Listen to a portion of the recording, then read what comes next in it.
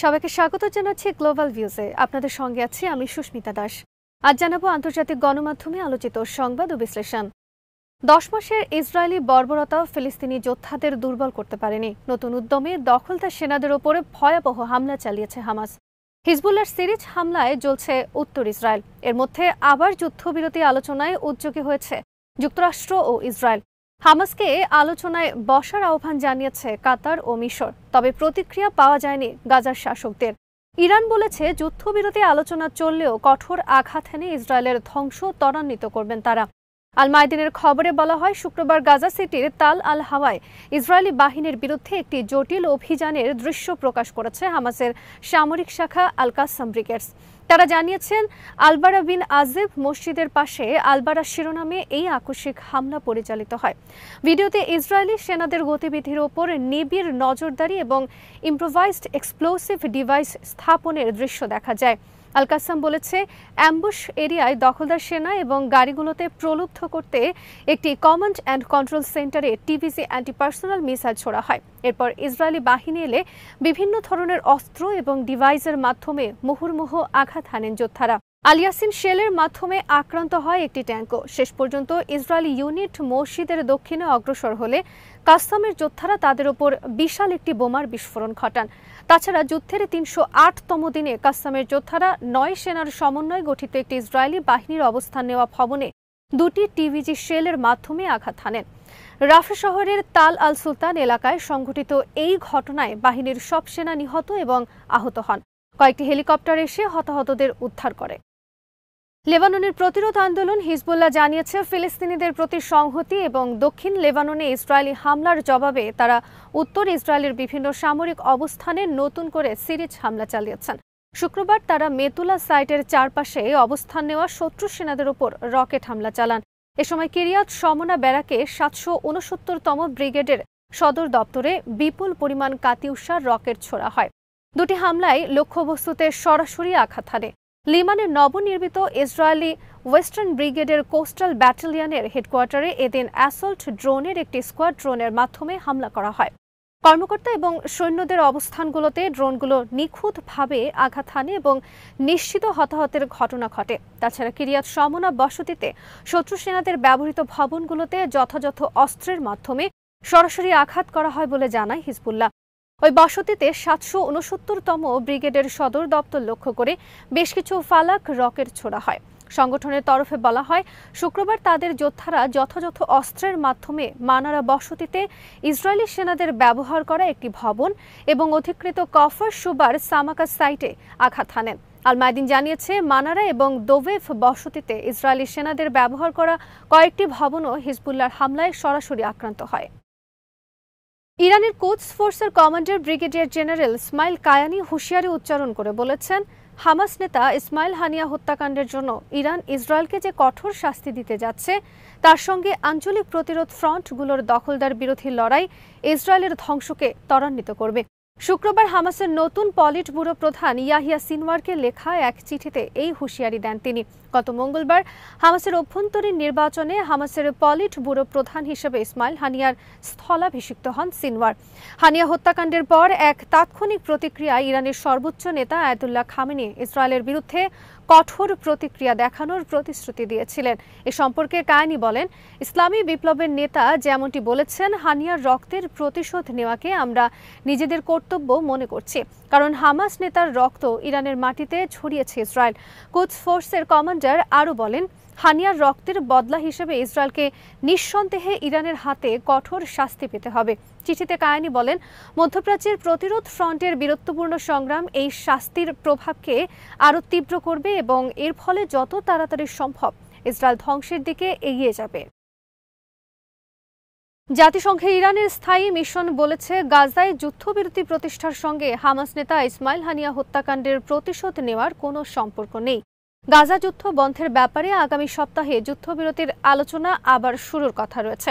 গাজায় যুদ্ধবিরতি প্রতিষ্ঠার পর ইরান ইসরায়েলের বিরুদ্ধে হামলা চালাবে কিনা এমন প্রশ্ন উত্থাপিত হলে শুক্রবার ইরানি মিশন বলেছে, গাজায় যুদ্ধবিরতি প্রতিষ্ঠা আমাদের অগ্রাধিকার। যে চুক্তি হামাস মেনে নেবে সেটা আমরাও মেনে নেব।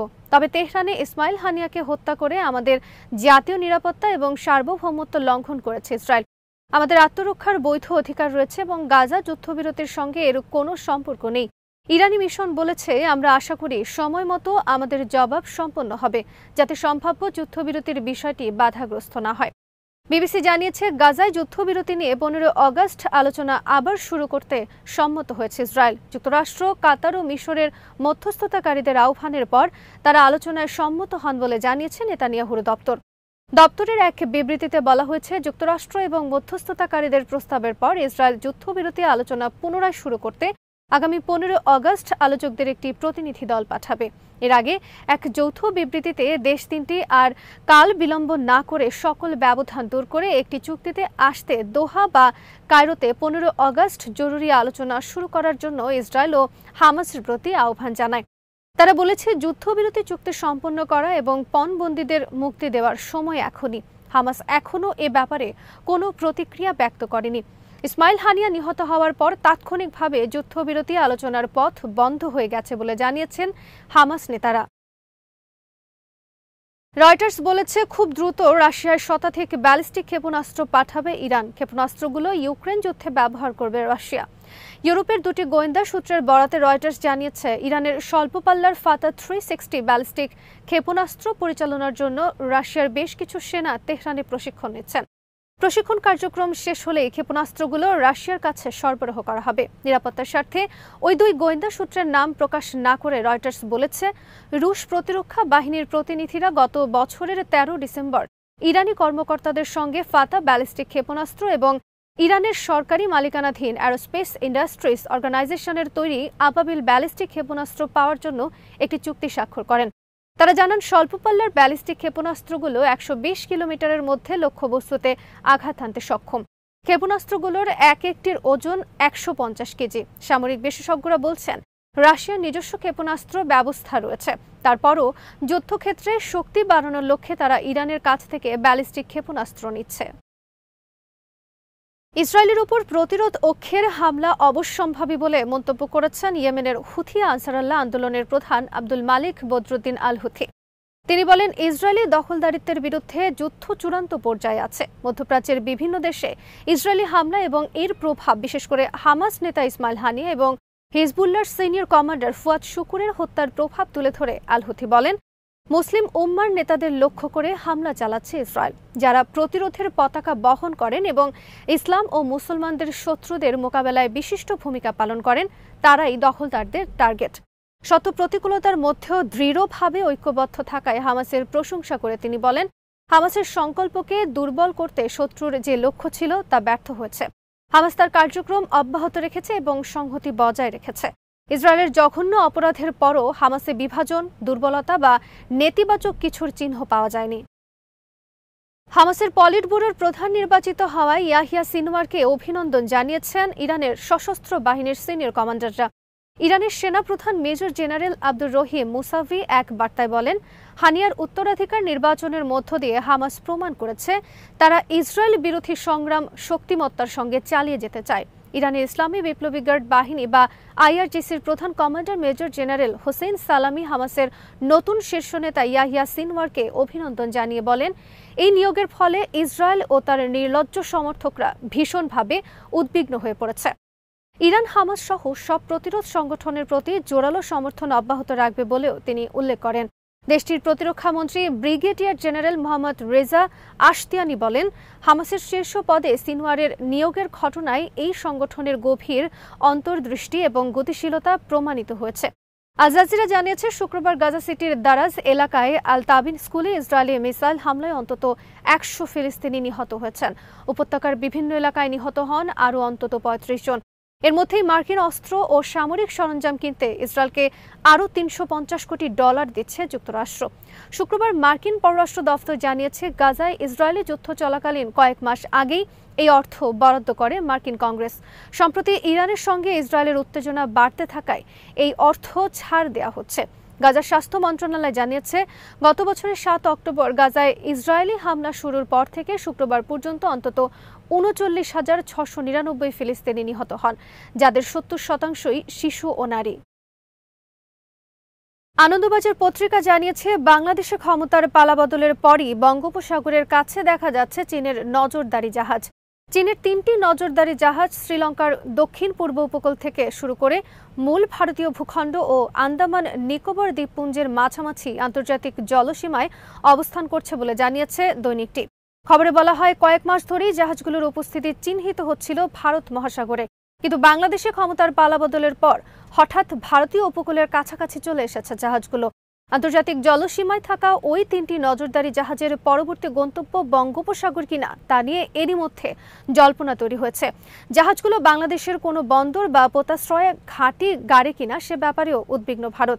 আনন্দবাজার বলছে, ভারতের কাছে যে বিষয়টি বেশি উদ্বেগের তা হলো অদূর ভবিষ্যতে শ্রীলঙ্কা বা মালদ্বীপের মতো বাংলাদেশের কোনো বন্দর বা পোতাশ্রয় চীনা নজরদারি জাহাজের ঘাঁটি হয় কিনা, কারণ সে দেশের বর্তমান অন্তর্বর্তী সরকারের একাংশের সঙ্গে চীনের ঘনিষ্ঠতা রয়েছে। পত্রিকাটি বলছে, চীনের দক্ষিণ পশ্চিমে একটি বিরাট অঞ্চলের নিকটতম সমুদ্র বন্দর হল চট্টগ্রাম। তাই কুনমিং থেকে চট্টগ্রাম বন্দর পর্যন্ত মহাসড়ক নির্মাণে আগ্রহ রয়েছে বেইজিংয়ের। হাসিনার সময় যা সম্ভব হয়নি। মার্কিন পররাষ্ট্র দপ্তর জানিয়েছে, সৌদি আরবের কাছে আক্রমণাত্মক অস্ত্র বিক্রির ওপরে নিষেধাজ্ঞা প্রত্যাহার করতে যাচ্ছে ওয়াশিংটন। শুক্রবার দপ্তরের এক কর্মকর্তা জানান, আকাশ থেকে ভূমিতে হামলা চালানোর মতো কিছু গোলাবারুদ সৌদিতে বিক্রি সংক্রান্ত নিষেধাজ্ঞা প্রত্যাহার করা হচ্ছে। প্রচলিত অস্ত্র হস্তান্তর নীতির আলোকে ধাপে ধাপে এসব গোলাবারুদ সৌদির কাছে হস্তান্তর করা হবে। চলতি সপ্তাহে সৌদিতে অস্ত্র বিক্রির বিষয়ে যুক্তরাষ্ট্রের কংগ্রেসকে জানিয়েছে বাইডেন প্রশাসন। একটি সূত্র জানায়, অস্ত্র বিক্রির বিষয়টি আগামী সপ্তাহ থেকে শুরু হতে পারে। শুক্রবার বিকেলেই বিক্রি সংক্রান্ত দাপ্তরিক কাজ শুরু করেছে মার্কিন প্রশাসন। 2015 সালে ইয়েমেনে সৌদি আরবের নেতৃত্বে একটি সামরিক জোট প্রতিবেশী ইয়েমেন হামলা শুরু করে। এতে সৌদি জোট যুক্তরাষ্ট্রের অস্ত্র ও গোলাবারুদ ব্যবহার করত। হুথিদের সঙ্গে এই যুদ্ধে কয়েক হাজার মানুষ নিহত হন। এতে মার্কিন প্রশাসন চাপে পড়ে। এই অবস্থায় ক্ষমতায় এসে 2021 সালে সৌদিতে অস্ত্র বিক্রির বিষয়ে কঠোর হন প্রেসিডেন্ট জো বাইডেন। এর মধ্যে 2022 সালের মার্চ থেকে সৌদি ও হুথি কর্মকর্তারা জাতিসংঘের মধ্যস্থতায় একটি যুদ্ধবিরতি চুক্তিতে যান। এরপর ইয়েমেনে সৌদি আরব কোনো হামলা চালায়নি। অন্যদিকে সৌদিতে হুথি হামলাও উল্লেখযোগ্যভাবে কমে আসে। এই পরিস্থিতিতে গত 7 অক্টোবর ইসরায়েলে হামাসের হামলার পর সৌদিতে অস্ত্র বিক্রি নিয়ে নতুন করে ভাবতে শুরু করে যুক্তরাষ্ট্র। এরই ধারাবাহিকতায় দেশটিতে আক্রমণাত্মক গোলাবারুদ বিক্রি শুরু করেছে যুক্তরাষ্ট্র। আজ এখানেই শেষ করছি। সবাই ভালো থাকুন, সুস্থ থাকুন আর দেখতে থাকুন বিডি ভিউজ। চ্যানেলটি ভালো লাগলে সাবস্ক্রাইব করুন। সংযুক্ত থাকুন আমাদের ফেসবুক পেজে।